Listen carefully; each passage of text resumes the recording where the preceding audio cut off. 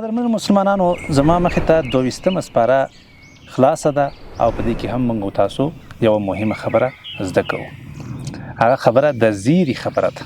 په 22مه سپاره کې موږ تاسو زیری اورو، ډېر یو بهترین زیری. حتی پخواني علما هم دې زیری ته حیران شوي دي.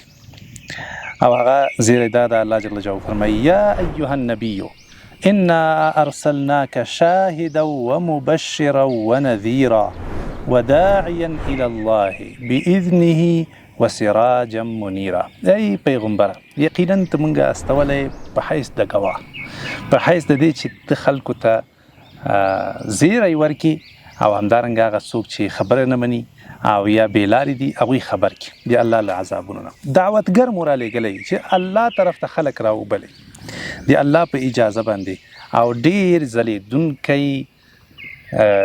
ځلیدونکی رڼا ورکوونکی انسان موږ ته رالیږلی. صحیح ده که نه؟ پړقېدونکی ګروپ. دا الله جل جلاله نبی علیه الصلاة والسلام ته ډیر بهترین صفات ذکر کړي دي. بیا ورته څه فرمایي؟ وبشر المؤمنین، خیته اوس زیری ورکه مؤمنانو ته، بأن لهم من الله فضلا کبیرا، چې یقینا د دوی لپاره د الله له لوري نه ډیر زیات غټ او ډیر لوی فضل شته ده. یعنی دوی باندې الله جل جلاله به زه ډیر لوی فضل وکړي. ته زما د مهربانۍ او زما د رحمت او د فضل په اړه باندې دوی ته زیری ورکړه. یعنی دوی تر څو خوشحاله شي، مطمئن شي، زړونه یې ولګي چې الله جل جلاله په تاسې باندې څومره فضل او مهرباني کوي، په دې باندې دا خلک خبر کړه، دا خلکو ته زیری ورکړه. سبحان، دا څومره عجیبه او ناشنا آیاتونه دي چې انسان یې لولي. په دې باندې دا د انسان زړه څومره مطمئن کیږي چې الله جل جلاله مونږ له خپل فضل او مهرباني او رحمت نه خبروي. نه صرف خبروي بلکې زیری راکوي.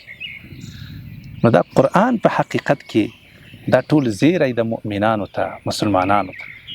په دې قرآن کې ما ته داسې نه دي معلوم چې په هغې کې مسلمانان، مؤمنان د الله جل جلاله نیک بندګان دي ویرول شوي وي، یا د هغوی تهدید شوي وي، یا د هغوی رټل شوي وي. داسې څه نشته ده، بلکې ټول زیری مهمه دا ده چې موږ او تاسو صحیح مسلمانان او صحیح مؤمنان واوسیږو. که چېرته موږ او تاسو د الله جل جلاله له رحمت او له فضل نه خبر شو، انسان بالکل حیرانېږي چې دا الله جل جلاله په موږ باندې څومره زیات مهربانه ده چې حتی موږ ته زیری راکوي په دې قرآن کې، په دې خپل کتاب کې، چې ته دا مؤمنان خبروه او دوی ته زیری ورکوه چې الله جل جلاله زخت ډیر په دوی باندې مهربان او زخت ډیر فضل کوونکی ده. د الله جل جلاله د فضل او د مهربانۍ کچه به موږ تاسو څنګه معلومه کړو؟ موږ تاسو څومره مهربانه یو په یو بل باندې، حیوانات څومره مهربانه دي، مور څومره مهربانه ده په خپلو بچو باندې، پلار څومره مهربانه ده، نور مالداران په غریبانو باندې څومره مهربانه دي، څومره زړه سواندي دي. خو دا رحمت او مهرباني دا له کوم ځای راغلې ده؟ دا په موږ کې چا اچولې ده؟ دا موږ له کومه کړې ده؟ دا الله جل جلاله په موږ کې اچولې. نو چې دومره مهرباني او شفقت او رحم الله جل جلاله په موږ باندې کې اچولې ده، هغه په خپله به څومره مهربانه وي، دغه حد او اندازه نشته ده.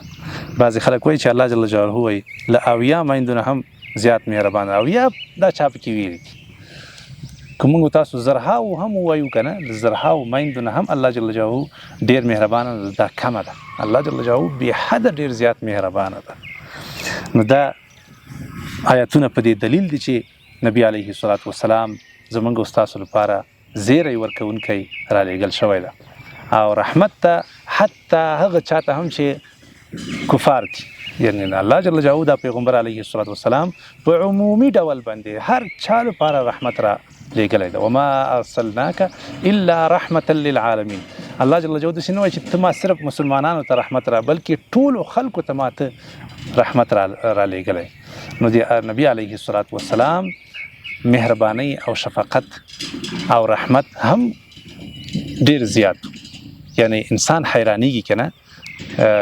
په ځینو آثارو کې راځي چې عمر رضی الله عنه یو ورځ نبی علیه الصلاة والسلام یو چاته دعا کوله، نو عمر رضی الله عنه ورته وویل چې الله جل جلاله تا ته په قرآن کې نه دي ویلي چې که ته چېرته 80 وارې هم دوی ته بخښنه او مغفرت او دعا وغواړي، بیا هم الله جل جلاله هغوی ته بخښنه نه کړي؟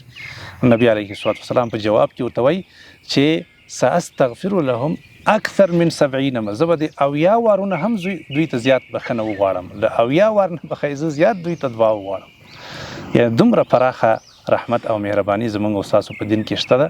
موږ او تاسو باید خوشحاله شو، مطمئن شو او الحمدلله ووایو چې داسې یو بهترین دین الله جل جلاله موږ او تاسو ته راکړی ده چې هغه سراسر زیری ده او خوشحالي ده، اطمینان ده، سکون ده او د دنیا او د آخرت نیکمرغي ده.